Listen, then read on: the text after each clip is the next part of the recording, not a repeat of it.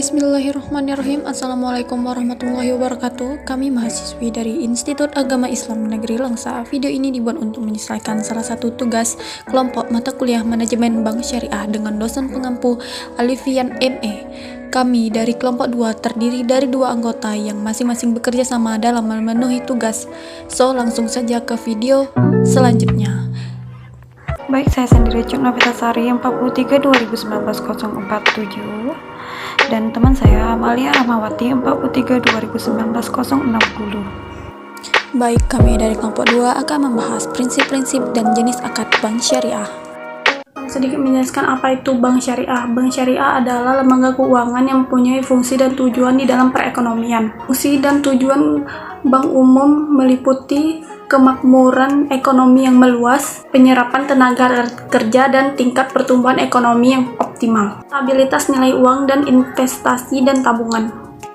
A. Prinsip-prinsip bank syariah. Prinsip-prinsip bank syariah terbagi menjadi 10. Yang pertama adalah muddaharabah. Muddaharabah adalah akad kerjasama antara pengelola dan pemilik dana yang mendapatkan keuntungan dengan membagi hasil dari sepakatan awal. 2. Musyarakah adalah akad kerjasama dua atau pengelola dana untuk mendirikan usaha dengan pengelolanya. 3. Wadiyah. Wadiyah adalah titipan murni di antara satu pihak ke pihak yang lain. 4. Murabah. Murabah adalah akad jual beli yang melibatkan antara bank dan nasabah yang disepakati antara dua belah pihak. 5. Salam. Salam adalah akad jual beli suatu barang tertentu antara pihak penjual dan pihak pembeli yang disepakati dari awal. 6. Istisna. Istisna bisa diartikan sebagai transaksi jual beli yang sama dengan salam. Yakini jual beli dan penyerahannya bisa dilakukan kemudian dan pembayarannya bisa melakukan cicilan atau ditanggung. 7. Ijarah. Prinsip ijarah merupakan akad pemindahan guna barang atau jasa yang dibayar dengan upah sewa, tapi tidak diikuti dengan kepemindahan kepemilikan. 8. Qardah. Qardah adalah merupakan pinjam-meminjam dengan tanpa adanya keuntungan atau disebut dengan bunga. 9. Hawalah. Hawalah diartikan pengalihan hutang dari orang yang berhutang kepada orang yang wajib menanggungnya. 10. Wakalah. Wakalah adalah salah satu pihak yang memberikan objek atau jasa yang bisa disebut dengan mengatasnamakan dirinya. B. Pendapatan syariah. 1. Pengertian pendapatan. Pendapatan bersih bank merupakan jumlah penghasilan yang didapatkan oleh sebagai usaha bank. Pendapatan bersih tersebut dapat dipakai untuk menambah modal dan membagi pemegang saham. Jika bank menderita kerugian tersebut akan otomatis mengurangi jumlah modal pada bank. Oleh karena itu, banyak bank yang mendapati sebagian keuntungannya di dalam bank laba ditahan dan dibagikan dengan sebagian dari saham pemegang. Tingkat keuntungan yang dicapai oleh bank dengan seluruh dana yang ada disebut dengan renabilitas. Dalam menentukan renabilitas bank, tidak dapat dipisahkan dengan dana yang dipakai untuk mempersonalkan bank dan untuk memproduktivitas bank serta ditentukan oleh biaya yang banyak. 2. Fungsi dan sumber pendapatan bank. 1. Fungsi pendapatan bank. Pendapatan bank adalah pendapatan yang terpenting karena berfungsi untuk mendapatkan dan menjamin kontinuitas. Kontinuitas terdiri dari dapat membayar saham, dapat meningkatkan potensi dari karyawan, tolak ukur dari kesehatan, tolak ukur baik buruknya dari manajemen, dapat meningkatkan daya saing di antara bank, dapat meningkatkan kepercayaan masyarakat kepada bank, dan dapat meningkatkan status bank yang bersangkutan. 2. Sumber-sumber pendapatan bank. Adapun sumber-sumber pendapatan bank yang berasal dari bunga kredit, ongkos-ongkos lalu lintas pembayaran, buku dan cek, belet giro, setoran dan belet deposito, sewa SEP, deposit box, aigo saham dan lain-lain. Baiklah, saya akan melanjutkan penjelasan materi dari Cut Novitasari, yaitu jenis akad bank syariah. Dalam sistem keuangan syariah, baik itu perbankan syariah atau pasar modal syariah, semuanya mengacu pada prinsip hukum Islam, atau juga yang dikenal dengan syariat Islam. Nah, ada beberapa jenis akad atau perjanjian yang termasuk dalam bisnis bank syariah, yaitu yang pertama, wadiah. Akad yang berupa penitipan barang atau uang antara nasabah dan pihak yang diberi kepercayaan. Nah, tujuan dari akad wadiah ini ialah untuk menjaga keamanan dan keutuhan barang atau uang si pemilik dana tersebut. 2. Mudharabah. Akad mudharabah merupakan kerjasama usaha antara pihak pertama yang disebut sebagai malik atau sahibul mal yang menyediakan seluruh modal, dan pihak kedua disebut sebagai amil atau mudharib yang bertindak selaku pengelola dana dengan kesepakatan yang dituangkan dalam akad. 3. Musyarakah. Akad musyarakah ialah kerjasama antara dua pihak atau lebih untuk usaha tertentu. 4. Murabahah ialah perjanjian jual beli antara bank syariah dan nasabah, di mana bank syariah akan melakukan pembelian atas barang yang dibutuhkan oleh nasabah. 5. Salam. Akad salam merupakan jual beli atau pembiayaan barang lewat mekanisme pemesanan. 6. Istisna ialah merupakan pembiayaan barang dalam bentuk pemesanan pembuatan barang tertentu yang telah disepakati antara pemesan atau pembeli dan penjual atau pembuat. 7.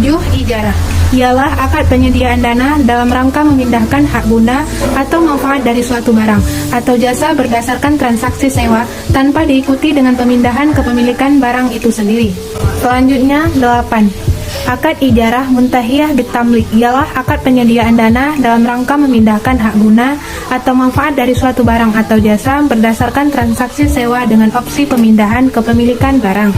Yang terakhir, 9. Qard ialah akad pinjaman dana kepada nasabah dengan ketentuan bahwa nasabah wajib mengembalikan dana yang diterimanya pada waktu yang telah disepakati.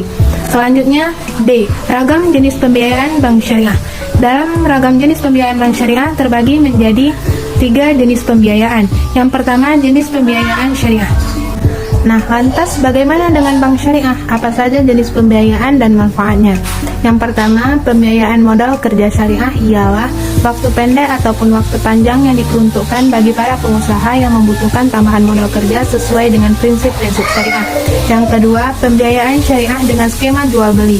Nah, ada 2 jenis kontrak dalam pembiayaan syariah untuk modal kerja.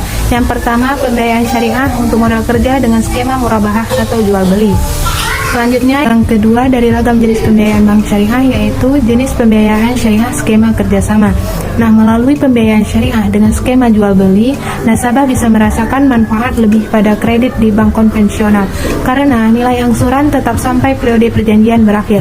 Hal ini juga akan memberikan manfaat menggunakan pembiayaan syariah skema bagi hasil. Maka nasabah bisa mendapatkan mekanisme pembayaran yang lebih fleksibel sesuai dengan keuntungan usaha. Nah, dalam jenis pembiayaan syariah skema kerjasama ini ada 4 pembiayaan, yaitu yang pertama, pembiayaan konsumtif syariah ialah diperuntukkan bagi nasabah dengan tujuan di luar usaha dan bersifat perorangan. Jenis akad ini yang sering digunakan dalam pembiayaan konsumtif syariah ada 2, yaitu akad murabahah dan ijarah. 2. Pembiayaan syariah untuk kebutuhan konsumtif dengan skema murabahah. Dalam dunia perbankan syariah di Indonesia, akad murabahah merupakan salah satu akad yang utama dan yang paling sering digunakan dengan menggunakan akad murabahah. Kalkulasi perhitungannya lebih mudah. 3. Pembiayaan syariah dengan skema ijarah, di mana akad ijarah ini mirip dengan prinsip jual beli, namun berbeda dengan objek transaksinya. Jika transaksi dalam jual beli objek transaksinya adalah jenis barang, dalam akad ijarah pembiayaan diberikan untuk suatu jasa. 4. Pembiayaan investasi syariah ialah pembiayaan jangka pendek atau jangka panjang untuk melakukan pembelian barang-barang modal yang diperlukan dalam membuka atau mendirikan suatu usaha baru, relokasi proyek, ekspansi atau penggantian mesin-mesin pabrik. Selanjutnya, yang terakhir dari ragam jenis pembiayaan syariah ialah pembiayaan syariah solusi lain modal kerja yang menguntungkan. Nah, jika selama ini kita membutuhkan modal usaha, maka kita harus ke bank konvensional. Namun dengan adanya bank-bank syariah, kini kita memiliki opsi lain untuk mendapatkan modal, baik itu modal untuk kerja, pembiayaan konsumtif, maupun investasi. Nah, dengan menggunakan akad yang tidak lepas dari hukum-hukum Islam, maka warga negara Indonesia yang muslim menjadi lebih mantap dan tidak ragu-ragu melakukan pinjaman ke bank syariah. Manakala sedang membutuhkan modal usaha, ada bank pilihan produk yang bisa digunakan dengan berbagai karakteristik produk yang bisa dijadikan pilihan. Baiklah, dari presentasi makalah kami bisa kita ambil kesimpulannya bahwasanya salam ialah transaksi jual beli suatu barang tertentu antara pihak penjual dengan pembeli dengan harga yang terdiri atas harga pokok barang dengan keuntungan yang ditambahkan telah disepakati bersama. Tingkat keuntungan yang dicapai oleh bank, seluruh dana yang ada di bank disebut dengan rentabilitas bank. Tidak dapat dipisahkan antara dana yang dipakai untuk operasional bank dan untuk produktivitas bank serta ditentukan juga oleh biaya bank. Sekian presentasi dari makalah kelompok kami. Jika ada kekurangan dan kesalahan kami mohon maaf. Wassalamualaikum warahmatullahi wabarakatuh.